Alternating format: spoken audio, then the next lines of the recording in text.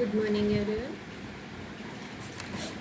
પહેલા લેક્ચરમાં આપણે ભાષા વિજ્ઞાનમાં ભાષાની વ્યાખ્યા અને ભાષાના માળખાની ચર્ચા કરવાની વાત કરતા હતા, જેમાં આપણે પહેલા ભાગરૂપે ભાષાની વ્યાખ્યા વિચારણ એની આપણે વાત કરી, જેમાં આપણે અલગ અલગ વ્યાખ્યાઓ છે એને વિસ્તૃત રીતે સમજવાનો પ્રયાસ કર્યો હતો. સપેરની વ્યાખ્યા, ગ્રેની, સ્ટર્ટીવન્ટ, કેરલ અને હોલ, આ પાંચેય ભાષા વૈજ્ઞાનિકોની વ્યાખ્યા છે એનો આપણે વિશદ રીતે અભ્યાસ કર્યો. હવે આજે જે આપણે વાત કરવાના છીએ એ છે ભાષાના માળખા વિશે કે ભાષાના બંધારણ વિશે. તો તમે જુઓ કે દરેક ભાષા છે તો એનું નિશ્ચિત સ્વરૂપ કે બંધારણ હોય છે, અને આ બંધારણને તપાસવું ને એ જ ભાષા વિજ્ઞાનનું કાર્યક્ષેત્ર છે કે ભાષા શાની બનેલી છે, એમાં કેવી રીતે કામ થાય છે, એના ઘટકો કયા કયા છે, જેમ કે ધ્વનિ છે, રૂપ છે, વાક્ય છે, શબ્દ છે. તો આ બધા ભાષાના ઘટકો છે અને એને ભાષા વ્યવસ્થાના એકમો પણ કહેવાય. તો અહીંયા આપણે આજે ભાષાના માળખા તરીકે કે બંધારણ તરીકે ધ્વનિતંત્ર, રૂપતંત્ર, વાક્યતંત્ર અને શબ્દભંડોળ, આ ચારેયની વિગતે વાત કરીએ. હવે જો શરૂઆત આપણે અહીંયાથી કરીએ કે ભાષામાં શું હોય, તો પહેલાં તો ભાષામાં છે ને એક છેડે અવાજ હોય. આપણે બોલીએ એટલે અવાજ નિષ્પન્ન થાય, પણ માત્ર અવાજ જ છે? અવાજ તો પ્રાણીઓએ કરે છે, પણ એના બીજા છેડે અર્થ પણ હોય છે. એટલે ભાષામાં માનવી આપણે જે ભાષા બોલીએ એમાં એક છેડે અવાજ છે તો બીજે છેડે અર્થ પણ છે. દાખલા તરીકે જુઓ, એક ઉદાહરણ રૂપે વાક્ય લઈએ કે ઉર્વશીએ ભવ્યતાને પુસ્તક આપ્યું. તો આ ઉક્તિમાં ધ્વનિનો પ્રવાહ તો છે જ, પણ સાથે સાથે એક છોકરીએ બીજી છોકરીને કંઈક ચોપડી આપી છે, એને કંઈક કામ હતું, એ પુસ્તક આપવાની ઘટના છે, એનો અર્થ પણ સાથે સાથે વ્યક્ત થાય છે. હવે જો આપણે જાણીએ છીએ કે પ્રાણીઓ પાસે છે એ જેમ પ્રાણીઓ પાસે છે અલગ અલગ ઉદ્ગારો છે દરેક ઘટના માટે. જો કાગડા, બિલાડી, તમે જુઓ કે બિલાડી દેખાય તો કાગડા અમુક પ્રકારના અવાજ કરે, પછી અમુક રીતે દિશામાં પક્ષીઓ છે એ ઉડતા હોય છે ત્યારે અમુક પ્રકારના અવાજ કરે છે, ખોરાક દેખાય તો અમુક પ્રકારના અવાજ કરે છે.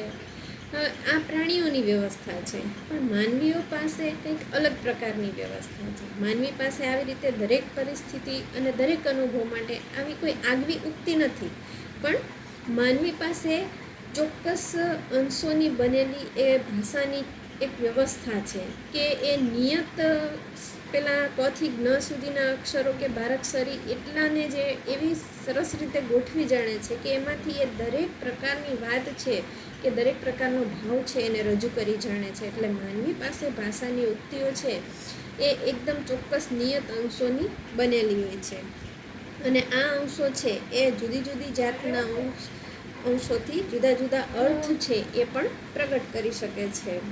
આમ તમે જુઓ કે આપણે એવું કહી શકીએ કે વાઘ અવયવોથી, એટલે બોલી શકાય એવા અવયવોથી જેનાથી આપણે વાણી ઉચ્ચારી શકીએ, વાઘ અવયવોથી ઉચ્ચરિત ધ્વનિઓની શ્રેણી અને એ દ્વારા થતો જે અર્થ છે, આ બે છેડા છે ને એની વચ્ચે ભાષાની આ જટિલ વ્યવસ્થા છે ને એ અસ્તિત્વ ધરાવે છે. જો ફરી સમજો કે વાણી વાઘ અવયવો, એના વાઘ અવયવોથી ઉચ્ચરિત ધ્વનિ શ્રેણીઓની અને એ દ્વારા જે થતો અર્થ, જેમ આપણે કીધું ને કે ભાષામાં અવાજ છે અને સાથે સાથે અર્થ છે, તો આ બે છેડા વચ્ચે જે કંઈ જટિલ વ્યવસ્થા છે ઘટકોની, એને જ આપણે ભાષા કહીએ છીએ કે ભાષાની વ્યવસ્થા કહીએ છીએ. હવે એના માળખામાં અનેક ઘટકો છે, ધ્વનિ, રૂપ, વાક્ય અને શબ્દ કે શબ્દભંડોળ. તો એની આ વાત આપણે આજે કરીએ. તો સૌથી પહેલાં વાત કરીએ ધ્વનિતંત્રની. તો ભાષા છે એ મૂળભૂત રીતે તો વાચિક ધ્વનિઓની બનેલી છે.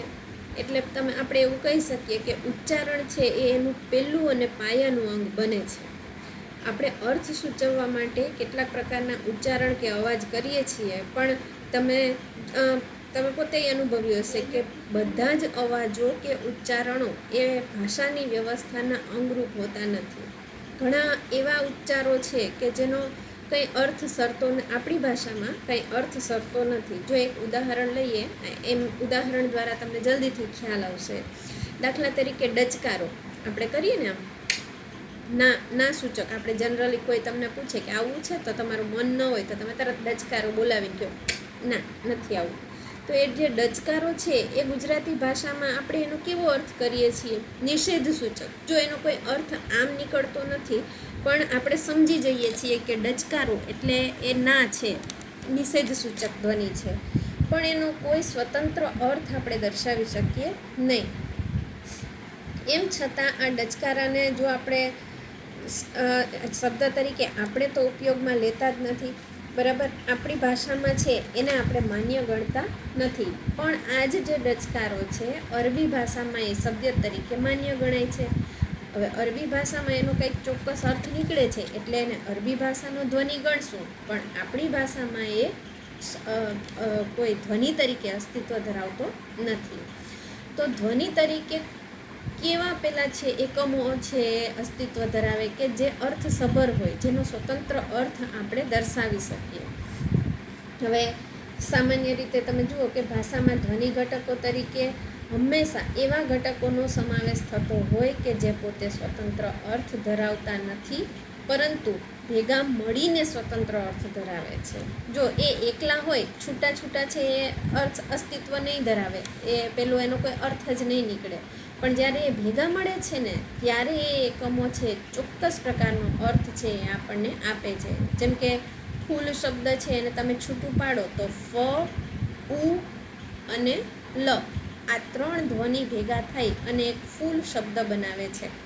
હવે આ ફ, ઉ અને લ એને આપણે ભાષાના કે ભાષા વ્યવસ્થાના અંગરૂપ ધ્વનિ ઘટકો કહી શકશું. ડચકારાને નથી કહી શકતા, કારણ કે ડચકારો ભેગું થઈ અને એ કાંઈ અર્થ આપતો નથી. પણ ફ, ઉ અને લ એ 3 ભેગા થઈ અને ફૂલ, એટલે તમે સમજી શકો, ફૂલનો અર્થ તમે જાણો છો, તો એને આપણે ચોક્કસ એ ભાષાના ધ્વનિ ઘટક કહી શકશું. હવે દરેક ભાષા હોય ને તો એના ધ્વનિ ઘટકોની આગવી વ્યવસ્થા હોય છે. આપણી ગુજરાતી ભાષામાં તમે જુઓ કે આપણે કંઠ્ય સ્થાનના સ્પર્શ વ્યંજનો, આગળ તમે માન્ય ગુજરાતી ભાષાના ધ્વનિ ઘટકો કરી અને આખો મુદ્દો આપણે ભણવાના છીએ, તો એમાં તમને ખ્યાલ આવશે કે આપણી પાસે કંઠ્ય વ્યંજનો ક, ખ, ગ, ઘ એ અઘોષ પ્રકારના છે કે ઘોષ પ્રકારના છે, અલ્પપ્રાણ છે કે મહાપ્રાણ છે, એવી ચોક્કસ વ્યવસ્થા છે. અંગ્રેજી ભાષામાં પણ અઘોષ અને ઘોષ એમ 2 પ્રકારના ધ્વનિભેદ વપરાય છે. એમ દરેક ભાષામાં એની ચોક્કસ છે ધ્વનિ વ્યવસ્થા અસ્તિત્વ ધરાવતી હોય છે. જો આપણી ગુજરાતી ભાષામાં ફરી આપણે આગળ સ્વરની પણ વાત કરવાના જ છીએ, તો કોઈ ભાષામાં છે 3 સ્વર ધ્વનિઓનો ઉપયોગ થતો હોય, કોઈ ભાષા છે તો એમાં 5 સ્વર ધ્વનિઓનો ઉપયોગ થતો હોય. આપણી માન્ય ગુજરાતી ભાષા છે તો આપણે 8 સ્વરોની વ્યવસ્થા છે. આમ ધ્વનિઓ અને ધ્વનિ શ્રેણીઓના ઉપયોગની અને એને રચવાની આગવી ખાસિયત અને એનું પોતાનું આગવું દરેક ભાષામાં નિયમન તંત્ર પણ હોય છે. એટલે દરેક ભાષાનું નિયમન તંત્ર છે એ ભાષા પ્રમાણે જુદું જુદું હોય, એમ એની ધ્વનિઓ અને ધ્વનિ શ્રેણીઓની વ્યવસ્થા છે એ પણ જે તે ભાષા પ્રમાણે એના નિયમો છે એ જુદા જુદા હોય છે. તો હવે આના ઉપરથી આપણે ધ્વનિની ચોક્કસ વ્યાખ્યા છે એને આકારિત કરી શકીએ કંઈક આ રીતે કે જુદા જુદા અર્થના શબ્દો બનાવવા માટે ધ્વનિના જે નાનામાં નાના એકમો વપરાય. યાદ કરો, ફૂલનું ઉદાહરણ એક મગજમાં રાખજો એટલે તમને વ્યાખ્યા તરત યાદ રહી જશે કે ફ, ઉ અને લ. જુદા જુદા અર્થના શબ્દો બનાવવા ધ્વનિના જે નાના નાના એકમો વપરાય એને ધ્વનિ ઘટકો કહેવાય. અને આ ધ્વનિ ઘટકો મળીને ધ્વનિ શ્રેણીઓ બનાવે છે, અને ધ્વનિ શ્રેણીઓનું ચોક્કસ પ્રકારનું એક નિયમન તંત્ર હોય અને એને આપણે ધ્વનિતંત્ર કહેશું. ભાષાનું જે નિયમન તંત્ર છે આ ધ્વનિ શ્રેણીઓનું, તો એને આપણે ધ્વનિતંત્ર તરીકે ઓળખીએ છીએ. તો આ થઈ ધ્વનિતંત્રની વાત કે ભાષાના જે ધ્વનિના નાનામાં નાના એકમ એટલે ધ્વનિ ઘટકો. હવે આપણે વાત કરીએ રૂપતંત્રની, જે બીજો મુદ્દો કે ભાષાનું બીજું ઘટક તત્વ તરીકે રૂપતંત્ર શું છે. તો હવે ધ્વનિ ઘટકોની મદદથી આપણે અર્થ ધરાવતા નાના નાના એકમો બનાવીએ છીએ અને એ દ્વારા છે આપણે કોઈ પણ શબ્દની ઓળખ છે કરતા હોઈએ છીએ. અર્થ દ્વારા જ આપણે શબ્દનો અર્થ છે એ પામી શકતા હોઈએ છીએ. હવે આ અર્થ એકમો જો કેવા કેવા હોય તો એના માટે એક ઉદાહરણ, જેમ કે દાખલા તરીકે કોઈ પણ શબ્દ તમે લઈ લો, હેતુએ, આજે, અથવા તો દીક્ષાને, આપ્યું. તો જુઓ, હેતુએ, તો હેતુ વધતા હેતુએ કર્તાનો ભાવ એમાં જોડાયેલો છે. આ બધા જ છે એ સાર્થ છે. જો બધાનો અર્થ નીકળે છે, હેતુએ, પછી દીક્ષાને, આજ એ એટલે આજે, આપ્યું તો કે આ વધતા પ વધતા યુ. તો હેતુ એ શબ્દમાં એ છે જેમ કર્તાનો ભાવ સૂચવે છે, ક્રિયા કરનાર. પછી આપ્યું તો એમાં પણ ય છે એ ભૂતકાળનો પ્રત્યય છે, ભૂતકાળ સૂચવે છે. તો અર્થ ધરાવતા આવા જે કંઈ પણ નાના નાના એકમો આપણે છૂટા પાડી શકીએ ને, તો એને જ ભાષામાં રૂપ ઘટક કહેવાય. ટૂંકમાં અર્થના જે નાનામાં નાના એકમો આપણને પ્રાપ્ત થાય એને આપણે રૂપ ઘટક કહી શકીએ. જો દાખલા તરીકે હજી એકાદ ઉદાહરણ વધુ લઈએ તો સમજવામાં સરળ રહે કે બાળપણ શબ્દ છે, તો બાળપણમાં પણ શબ્દ શું છે, તો પણ એ પણ રૂપ ઘટક છે. શું કામ? તો કે એ ભાવવાચક સંજ્ઞા બનાવે છે. જો બાળ, એના ઉપરથી બાળપણ, પછી એવી જ રીતે શાણું તો શાણપણ, ભોળું તો ભોળપણ. તો આ પણ છે એને રૂપ ઘટક કહેવાય. સમજાયું? આપ્યું હતું તો એમાં ય ભૂતકાળ દર્શાવે તો એને રૂપ ઘટક કહેવાય. હેતુ એ તો એમાં એ કર્તાનો ભાવ સૂચવે તો એને રૂપ ઘટક કહેવાય. દીક્ષા ને તો એમાં ને ફરી એમાં એ આવે તો એને રૂપ ઘટક કહેવાય. પછી એવી જ રીતે અજાણ શબ્દ, તો અજાણ શબ્દમાં અ છે આગળ, એને રૂપ ઘટક કહેવાય, કારણ કે એ વિરોધી અર્થ દર્શાવે છે. પછી કાળો છોકરો તો એમાં કાળો તો એમાં ઓ પ્રત્યય આવ્યો તો એને રૂપ ઘટક કહેવાય. શું કામ? તો કે કાળો તો એ પુલ્લિંગ દર્શાવે છે. એવી જ રીતે જો કાળી તો એ પ્રત્યય તો એ સ્ત્રીલિંગ દર્શાવે છે તો એને રૂપ ઘટક કહેશું. રૂપાળું તો રૂપાળુમાં ઉ પ્રત્યય એ નપુંસકલિંગ દર્શાવે છે તો એને પણ રૂપ ઘટક કહેવાય. સમજાયું? ટૂંકમાં જે નાના નાના એકમ આપણે અર્થના નાના નાના એકમ છૂટા પાડીએ ને, તો એને જ રૂપ ઘટક કહેવાય.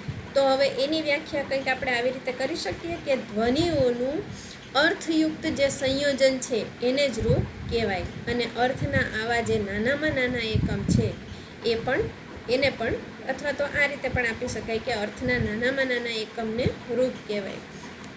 ટૂંકમાં જો સમજાવીએ તો કોઈ પણ પદના અર્થ સહિતના તમે જેટલા ભાગ પાડી શકો ને એ બધાને તમે રૂપ કહી શકો. જો એના માટે ફરી પાછું એક ઉદાહરણ દઉં કે અણઆવડત શબ્દ, અણઆવડતો. હવે છૂટું પાડો જઈએ તમારી રીતે જરા નોટ પેન લઈ અને ટ્રાય કરો. અણઆવડતો તો અણ તો પેલું એ છૂટું પડશે, વિરોધી અર્થ દર્શાવે. આવડ જે કેન્દ્રવર્તી કે મુખ્ય ઘટક છે સંજ્ઞા. પછી તો આવડત તો પ્રત્યય છે એ સંજ્ઞા સાધક પ્રત્યય છે, સંજ્ઞા બનાવે છે. પછી ઓ તો એ બહુવચન દર્શક પ્રત્યય છે. થઈ ગયું? તો અણઆવડતો તો આના જેટલા આપણે આ છૂટા છૂટા ભાગ પાડ્યા, જેટલું વિભાજન કર્યું, તો જેટલા આપણને આ જે અલગ અલગ છૂટા છૂટા એકમ મળ્યા ને, તો આ બધાને રૂપ ઘટક કહેવાય. હવે અહીંયા ધ્વનિ ઘટકોની માત્ર ગોઠવણી નથી, પણ એ બધા સ-અર્થ હોય, એટલે દરેક અર્થ ધરાવતા હોય છે. એકલા ધ્વનિનો કાંઈ અર્થ હોતો નથી, પણ એ જ્યારે એનું સંયોજન થાય ને ત્યારે એ અર્થ નિષ્પન્ન કરે છે. અને આવા અર્થ નિષ્પન્ન કરતા દરેક એકમ કે દરેક ઘટક એને જ આપણે રૂપ કહીએ છીએ. આવા રૂપ ઘટકોનું જે વ્યવસ્થા તંત્ર અસ્તિત્વ ધરાવતું હોય ભાષામાં એને રૂપતંત્ર કહેવાય. જેમ ધ્વનિનું જે ચોક્કસ નિયમન તંત્ર કે વ્યવસ્થા તંત્ર છે એ ધ્વનિતંત્ર, તો એવી જ રીતે રૂપ ઘટકોનું જે વ્યવસ્થા તંત્ર છે એ રૂપતંત્ર કહેવાય. અને જેમ આપણે ધ્વનિતંત્રમાં પણ વાત કરી હતી કે દરેક ભાષાનું આગવું ધ્વનિતંત્ર હોય, એવી જ રીતે દરેક ભાષાનું આગવું રૂપતંત્ર પણ હોય છે. એટલે કે રૂપ ઘટકોનું વર્ગીકરણ, એને પ્રયોજવાના નીતિ નિયમો દરેક ભાષા પ્રમાણે આગવા હોય, જુદા જુદા હોય છે. જેમ કે ઉદાહરણ તરીકે ચીની ભાષા છે તો એમાં વ્યાકરણવાળો અર્થ ધરાવતો હોય ને એવા કોઈ પ્રત્યય જ નથી. અંગ્રેજી ભાષા છે તો એમાં આપણી ભાષાની જેમ લિંગ દર્શાવી શકાતું નથી. પછી જો છે ને પેલું fat boy, fat girl, fat child, તો એમાં તમે કઈ રીતે દર્શાવશો લિંગ? બધું સરખું જ, છોકરા માટે, છોકરી માટે કે બાળક માટે, બધા માટે સરખો જ પ્રત્યય. જ્યારે આપણે તો પુલ્લિંગ માટે ઓ, પુલ્લિંગ માટે ઓ, સ્ત્રીલિંગ માટે ઈ અને નપુંસકલિંગ માટે ઓ પ્રત્યય છે. પછી આપણી ભાષામાં બહુવચનનો ઓ પ્રત્યય છે એ આપણે વિશેષણને લાગુ ન પાડી શકીએ. તો આમ દરેક જે ભાષા છે એનું પોતાનું આગવું રૂપતંત્ર હોય છે. આટલી વાત કરી અને આગળની વાક્યતંત્ર અને શબ્દ